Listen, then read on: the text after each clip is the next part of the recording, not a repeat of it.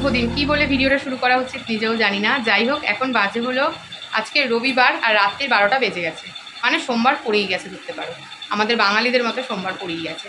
তো আমি তো পুরোপুরি রেডি হয়ে নিয়েছি। এই কুর্তিটা কিনে নিয়ে এসেছি, সাথেই ঘিয়ে কালারের লেগিংসটা পরেছি। এটার সাথে ঘিয়ে কালারের লেগিংসটাই যায়। আর মোটামুটি রেডি হয়ে নিয়েছি। স্নান করলাম আমি, মাথার সামনেটা একটু শ্যাম্পু দিয়েছি, দিয়ে আর চুলটা না পুরো গুটিয়ে বেঁধেছি, যেহেতু রাত্রিবেলা এখন বেরোবো। টাইটেল থাম্বনেল দেখে তো বুঝেই গেছে কোথায় যাচ্ছি। আজকে যেহেতু শ্রাবণ মাসের শেষ সোমবার, তাই যাচ্ছি হচ্ছে ভূতনাথে। আমাদের এখান থেকে ভূতনাথ খুব বেশি দূর না, মাত্র 1 ঘন্টার রাস্তা। তো রাত্রি 12টার পরই সবাই যাচ্ছে দেখছি, দেখে আমাদেরও খুব ইচ্ছে হলো যাওয়ার। আগের সপ্তাহেই যাওয়ার ইচ্ছা ছিল, কিন্তু আগের সপ্তাহে কোনো না কোনো কারণে যাওয়া হয়ে ওঠেনি। তাই এই সপ্তাহে টার্গেট নিয়েছি যে যেতেই হবে। তো চলো, আমরা তো এখন বেরোবো। গণেশ রেডি হবে বলে স্নান করতে চলে গেছে। স্নান করে পরবে এই যে জামা কাপড় একদম রেডি করে গুছিয়ে টুচিয়ে গেল। আর আমি রেডি হয়ে নিয়েছি, রেডি হয়ে তোমাদের সাথে ভিডিওটাই ফাঁকে করে নিলাম। তোমরা সাথে থাকো আর ভিডিওটা পুরোপুরি দেখতে থাকো, তাহলে তোমরা দেখতে পাবে যে ভূতনাথে কীভাবে গেলাম আর কত সুন্দর করে পুজোটা দিয়ে দিলাম। এখন বাজে রাত্রি 12:30 কি 1:45। আমরা এখন ডানলপে, কত মানুষ যে যাচ্ছে। আমি আরও ভাবছিলাম কি এত রাতে যাবো তো একা একা রাস্তাঘাট ফাঁকা থাকবে, এত মানুষের ভিড় যে কি বলবো তোমাদের। প্রচুর মানুষ হেঁটে প্রচুর মানুষ হেঁটে যাচ্ছে। কেউ ভূতনাথ যাচ্ছে, কেউ তারকেশ্বর যাচ্ছে। আর আরেকটা না কি আছে, শম্ভুনাথ রয়েছে আমাদের এদিকে। তো সবাই যাচ্ছে, বেশ ভালো লাগছে। এত রাতে এরকমভাবে গাড়ি করে কোনোদিন বেরোয়নি, তো ভয় লাগছিল, কিন্তু বেরিয়ে মনে হচ্ছে প্রচুর লোক, প্রচুর মানুষ যাচ্ছে, ওই যে গাড়ি করে আসছে।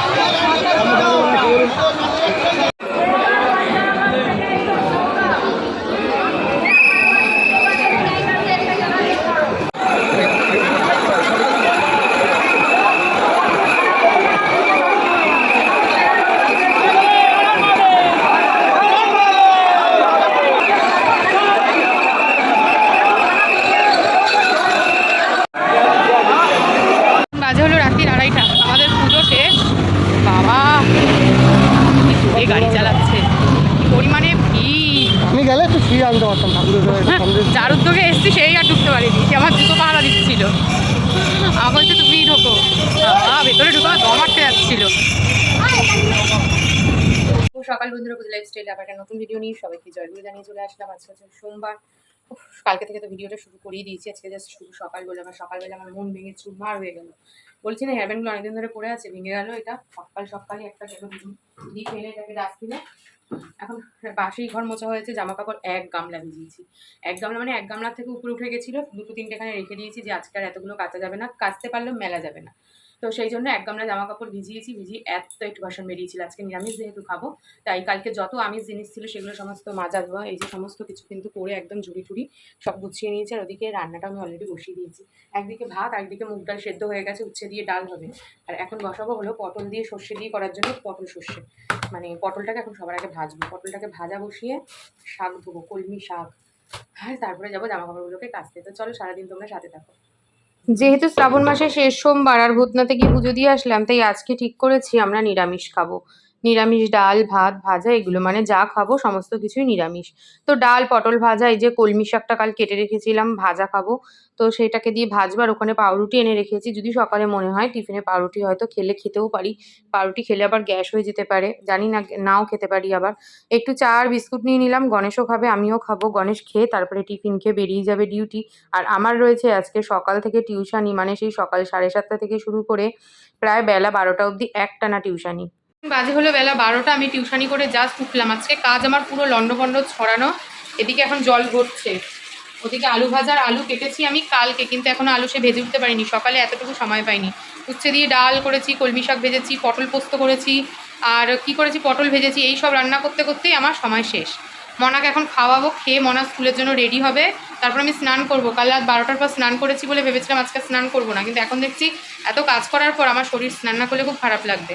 মনাকে আগে খাইয়ে নিই, তারপর আমি স্নান করবো। পুজো মনাই দিয়ে দিয়েছে, আর আলনা জামা কাপড় তো যেরকমটা সেরকমই পরে রয়েছে। আর গাড়ি আসবে 12:30টায়, আর আমি পড়িয়ে উঠেছি প্রায় 12টা বাজতে 5 মিনিট বাকি। ঝটপট করে উঠেই মনাকে আগে ভাত খাইয়ে দিলাম। আর আমার না এখনও জানো তো স্নান হয়নি, স্নান করবো কি করবো না সেটাই ভাবছি। কেন এরকম ভাবছি ভিডিওটা দেখতে থাকো, বুঝতে পারবে।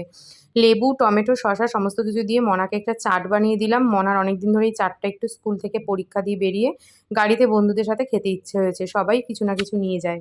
খাওয়া দাওয়া সেরে উঠলাম, এত ক্লান্ত লাগছে শরীরটা যে কি বলবো। মনার খাওয়ার ওখানে ঢাকা দিয়ে রেখেছি, আর আমি খেয়ে একটা মালপোয়া খেলাম। বোন মালপোয়াগুলো এত সুন্দর বানিয়েছিল যে কি বলবো। যাই হোক চলো এখন আমি একটু ঘুমাই, ঘুম দিয়ে উঠে বিকেল আবার টিউশানি রয়েছে, সন্ধ্যে পুজো দেওয়া রয়েছে।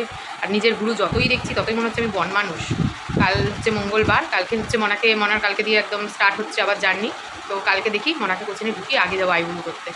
দিয়ে উঠলাম, একদম কারেন্ট নেই, দেখো ঠিক কোথায় উঠেছে। কারেন্ট নেই, এখন যাই মনাকে গিয়ে নিয়ে আসি। কারেন্ট না থাকলে এই গরমে কী যে হয়।